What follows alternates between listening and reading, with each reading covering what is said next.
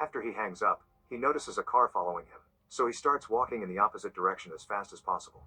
Suddenly a guy wearing a helmet jumps on him from behind and knocks him out. Andre is then put in the trunk of the car. Sometime later, photographer Chris and his girlfriend Rose are packing for a trip. Chris will meet Rose's parents for the first time, and he's nervous because she never dated a black man before. Rose assures him that there's nothing to worry about because her parents aren't racist. The couple leaves in Rose's car and Chris tries to smoke a cigarette, but Rose throws it out the window. Then Chris calls his best friend Rod, who works for the Transportation Security Administration or TSA. Chris thanks Rod for taking care of his dog, and they joke about the fact that Rose ended up with Chris when she should be with Rod. The couple is so distracted that they accidentally hit an animal in the road. They immediately get out of the car and confirm they've killed a deer. The mere sight of the body leaves Chris very upset. Soon a cop arrives and Rose tells him they're going to her parents' house in the lake area.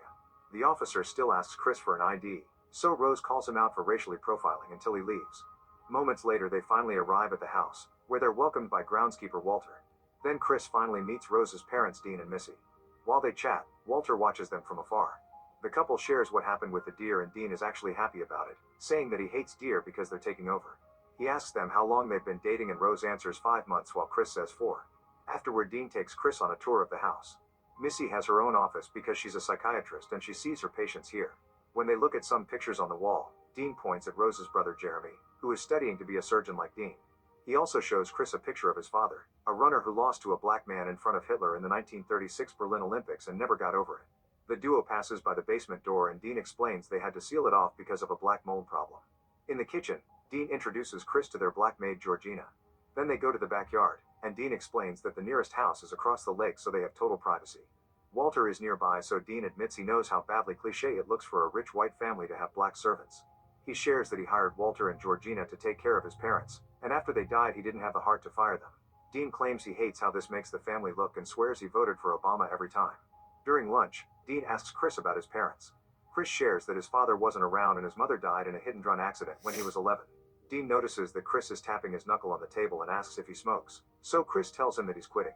Dean suggests that Missy could hypnotize him to get him to quit, saying that he smoked for 15 years and the hypnosis helped him. However, Chris turns the offer down. The parents then remind Rose that it's the weekend of a party they throw every year, which is a tradition started by Dean's father. Rose freaks out and wonders why they didn't tell her sooner, but her parents point out that it's on the same date every year. When Georgina comes closer to refill their glasses, she suddenly freezes and spills the drink. The splash snaps her out of it and Missy tells her to go rest. At that moment, Jeremy arrives. Over dinner, Jeremy tells Chris lots of embarrassing stories about Rose's childhood.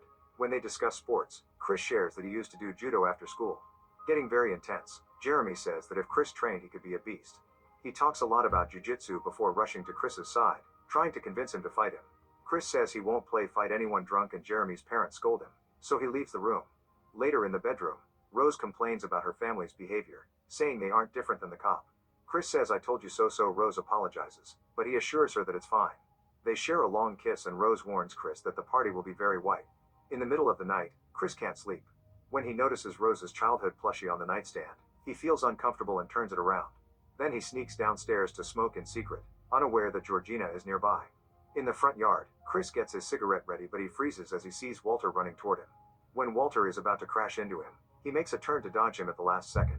Then Chris turns around and finds Georgina looking at her reflection on the door. He waits until she's gone to go back inside. Chris tries to reach the stairs, but he freezes again when he hears Missy telling him that smoking is dangerous. He realizes she's only teasing and agrees to sit with her. Then Missy tells him about her hypnosis techniques, which use a focal point to guide the person into a state of heightened suggestibility. She keeps stirring her tea as she talks, asking Chris where he was when his mother died. At first he refuses to talk about it, but Missy starts stirring faster and Chris shares that he'd been watching television on the day his mother died. Soon Chris starts crying and scratching the chair, realizing he can't move. Missy comments on the fact that he feels guilty about his mother's death and suddenly tells him to sink into the floor.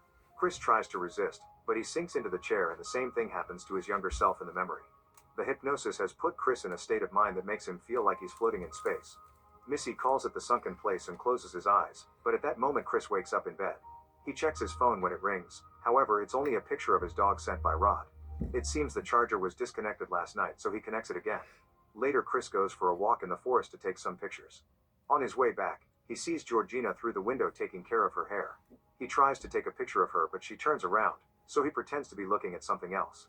When he looks again, she's gone. Then he approaches Walter, who is chopping wood and says that this is what he wants to do. Walter thinks Chris is lucky to have Rose, although his laughter is weird. He also apologizes to Chris for scaring him last night and reveals he saw him with Missy, so he asks if the hypnosis worked. Creeped out, Chris claims he doesn't remember because he drank too much. Afterward, Chris searches for Rose and tells her that he thinks Missy hypnotized him. He doesn't remember what happened, but he's now disgusted by the idea of smoking. When it's finally time for the party, Rose introduces Chris to the guests, and all of them have rude comments to make about his race. An elderly couple mentions that they love Tiger Woods, a woman touches his muscles while asking if it's true that black men have better eggplants, and a man says that black is in fashion instead of fairer skin. Chris removes himself from the uncomfortable conversations by getting busy taking pictures. At the table, he's surprised to see another black man, so he goes to introduce himself. Logan has a very vacant expression and only answers with basic words. They're interrupted by Logan's wife, who reminds him they have to keep mingling. Chris says goodbye by putting out his fist for a bump, but Logan awkwardly shakes it instead and goes to talk to some guests. These people watch him turn as if he was showing off his existence. Then Chris admires the gazebo and meets a blind man called Jim, who thinks these guests have no idea what real people go through. Jim also says that he likes Chris's work, making him realize that he's a gallery owner. It turns out an assistant describes the art to Jim, and he thinks Chris's photos are brutal and melancholic. Jim also used to be a photographer and even submitted his work to National Geographic, but he lost his vision shortly after. When Chris enters the house, everyone falls silent as he takes the stairs and they listen to all his footsteps. In the bedroom, Chris discovers that the charger was disconnected again and the phone's now dead. After reconnecting it, he tells Rose that he thinks Georgina unplugged his phone because she doesn't approve of their relationship. Rose thinks the idea is ridiculous and goes back to the party. Chris then calls Rod to tell him about the hypnotism and people's attitude here, saying they never met a black person that wasn't their servant. He also shares that the few black people living here are deranged. Rod is worried because he thinks the family may use the hypnotism to slave Chris, who mocks the idea.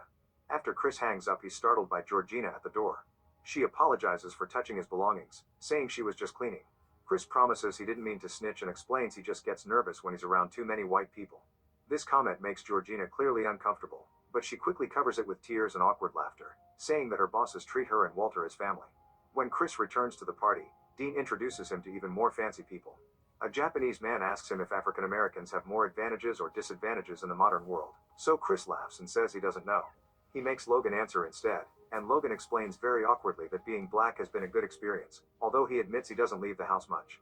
While Logan talks, Chris takes a picture of him and forgets to turn off the flash. The light makes Logan freeze and his nose bleed. Suddenly Logan grabs Chris by his clothes and keeps telling him to get out, now talking in a more informal tone. Jeremy drags Logan away as he keeps yelling in agony. Minutes later, Dean tells everyone that Logan had a seizure, which can create anxiety and aggression. He claims that the camera flash triggered it. At that moment Logan returns and apologizes to everyone, talking very awkwardly again. He explains he's exhausted now, so he and his wife leave. Afterwards Rose and Chris go on a walk. Chris tells Rose that Logan didn't have a seizure and reveals he has an epileptic cousin, so he knows what a seizure is supposed to look like. However, Rose still trusts her father since he's a neurosurgeon. Chris also admits that when Logan went crazy, he felt like he knew him. He thinks Missy has put weird thoughts in his head and wants to leave, which upsets Rose.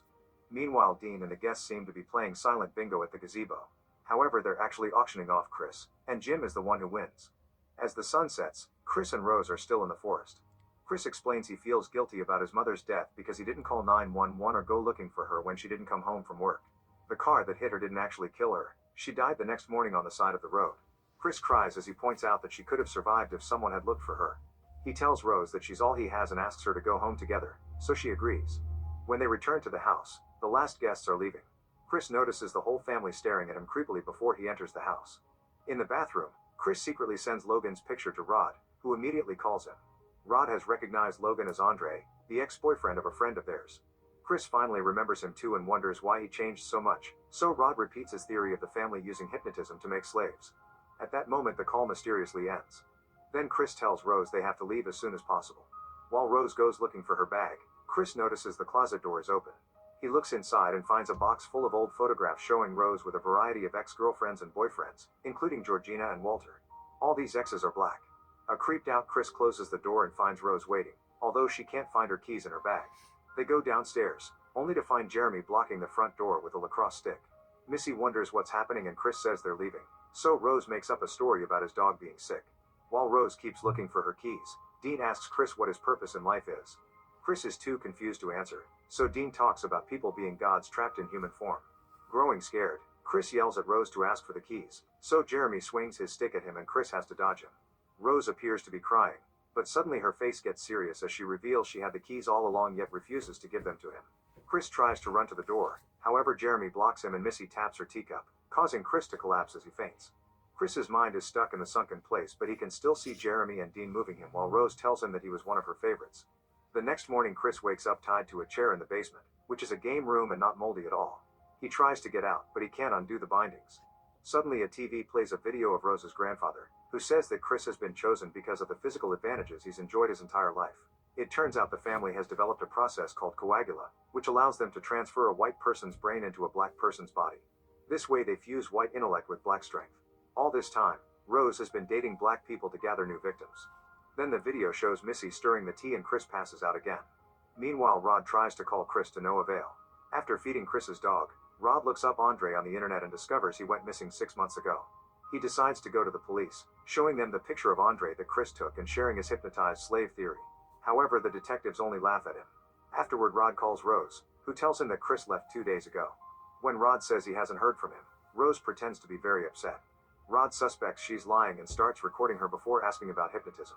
Rose accuses Rod of calling her because he's interested in her, causing him to freak out and hang up. In the basement, Chris wakes up and the TV plays another video. This time Jim appears to explain the procedure. Step 1 was the hypnotism, and step 2 is this metal preparation. When Jim's brain is transferred, Chris will forever live in the sunken place but still be able to see and hear what's happening. Chris asks why black people, so Jim explains that people want to be faster and stronger. However, he doesn't care about Chris's race, he only wants new eyes. After the video ends, Chris notices that he scratched the chair so much that he's pulled out the cotton. When the TV plays the teacup again, Chris faints.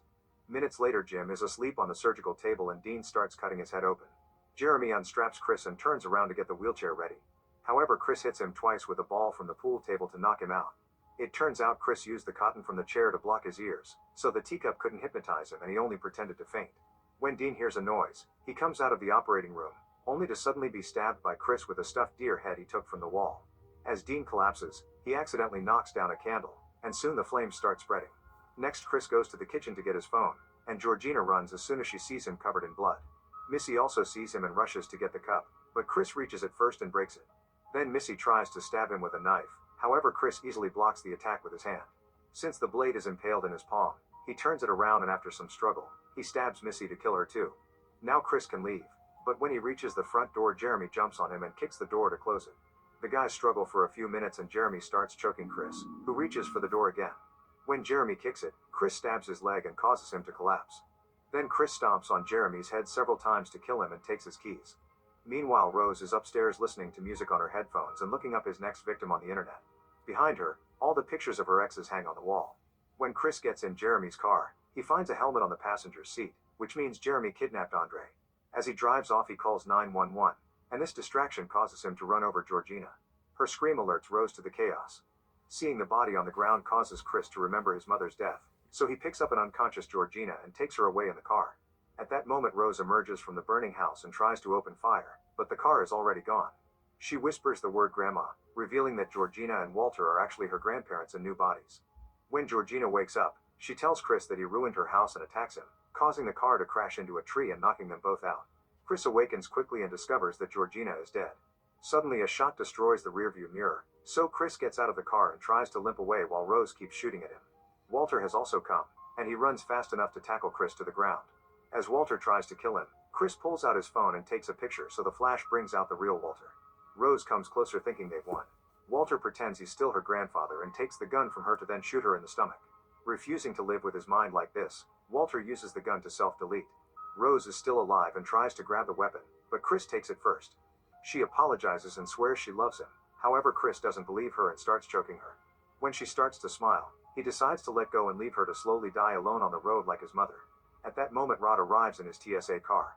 Rose asks for help but she's ignored. The guys get in the car and drive away while Rod says I told you so.